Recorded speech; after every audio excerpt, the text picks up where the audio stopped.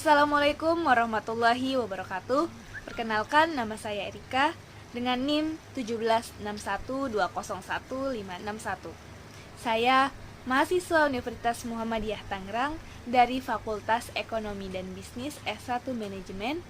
Di sini saya akan mempresentasikan salah satu bab dari buku Teori dan Praktik Pengambilan Keputusan yang ditulis oleh dosen saya sendiri, yaitu Bapak Dr. Hamdani SE MM MAK. Di sini saya akan mempresentasikan bab 4, yaitu pertimbangan etika dalam pengambilan keputusan. Dalam bab ini, saya akan menjelaskan yang pertama, etika dalam bisnis, kemudian pertimbangan etika dan perilaku organisasi, yang ketiga, pendekatan etika dalam pengambilan keputusan, yang keempat, tanggung jawab sosial, yang kelima, manusia dan rasionalitas, yang keenam, pertimbangan etika dalam pengambilan keputusan, dan yang terakhir, permasalahan terkait dengan etika bisnis dan penyelesaiannya. Baik, kita masuk pada etika dalam bisnis. Etika berasal dari bahasa Yunani yang diambil dari kata ethos dalam bentuk jamaknya yaitu taeta, yang berarti adat istiadat atau kebudayaan. Budaya dalam perspektif organisasi diartikan sebagai sistem pembagian nilai dan kepercayaan yang saling berinteraksi dengan orang lain dalam suatu organisasi. Etika tidak hanya dilakukan dalam kehidupan sosial, namun dalam praktik bisnis pun perlu dilakukan, terutama pengambilan keputusan. Etika bisnis diartikan sebagai aturan menegaskan suatu bisnis apakah boleh dilakukan atau tidak. Jika suatu bisnis melanggar aturan tersebut, maka perusahaan akan menerima sanksi, baik secara langsung maupun tidak langsung.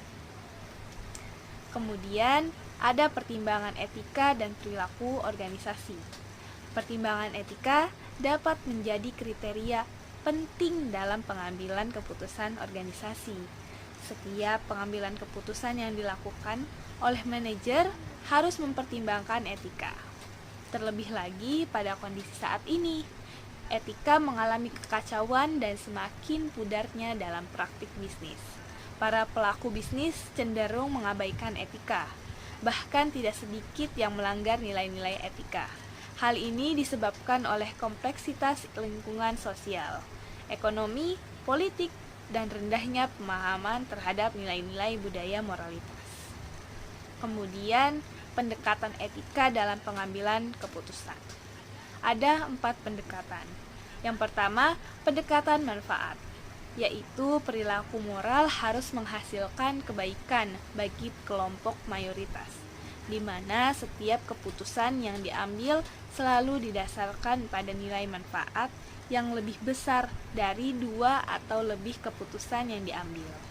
Yang kedua, ada pendekatan individualisme, yaitu suatu tindakan dikatakan bermoral apabila mendukung kepentingan jangka panjang individu, yang pada akhirnya mengarah kepada kebaikan yang lebih besar.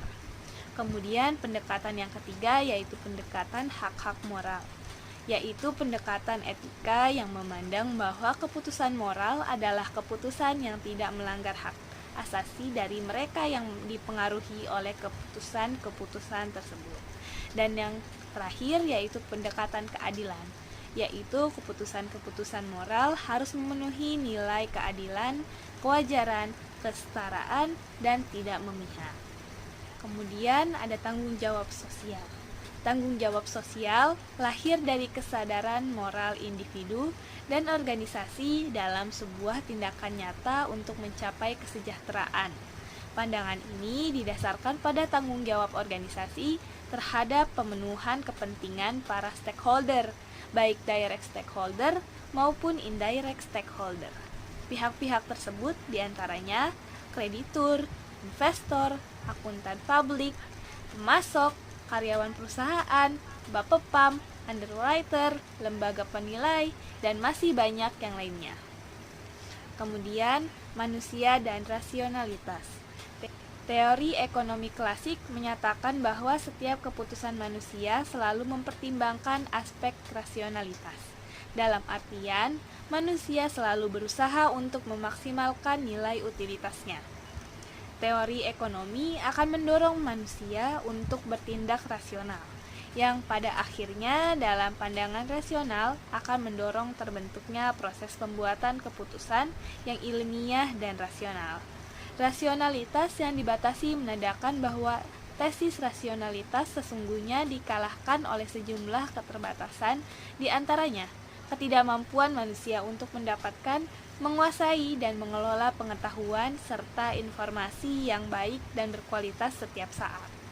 Kemudian ada pertimbangan etika dalam pengambilan keputusan. Pertimbangan etika dalam pengambilan keputusan tidak dapat dipisahkan dari pembahasan tentang perilaku organisasi. Sebab, perilaku menjadi rujukan dan paduan untuk meningkatkan peran etika dalam organisasi, terutama pada saat pengambilan keputusan, sehingga perilaku tidak etis dalam pengambilan keputusan dapat dihindari. Kemudian ada permasalahan terkait dengan etika bisnis dan penyelesaiannya. Yang pertama, ditemukannya tindakan-tindakan perusahaan yang bersifat merugikan masyarakat. Yang kedua, adanya tindakan insider trading dalam bidang perdagangan. Yang ketiga, keputusan bisnis yang mengedepankan keuntungan jangka pendek dengan tidak memikirkan dampak dalam jangka panjang. Yang keempat, melakukan PHK secara tidak jujur tanpa sebab yang jelas. Yang kelima, perusahaan tidak memberikan fasilitas jaminan kesehatan dan dana pensiun dengan alasan laba-laba yang diperoleh masih kecil. Yang keenam, ditemukannya perusahaan yang mempekerjakan karyawan di bawah umur dan pemberian gaji di bawah normal atau di bawah UMR. Dan yang terakhir yaitu lemahnya undang-undang dan peraturan yang berhubungan dengan etika bisnis, ketenaga kerjaan, lingkungan hidup, dan lain sebagainya.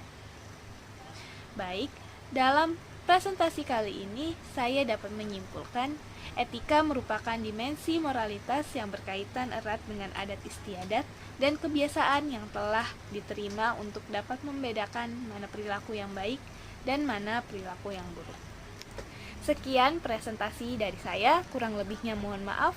Wassalamualaikum warahmatullahi wabarakatuh. Thanks for watching.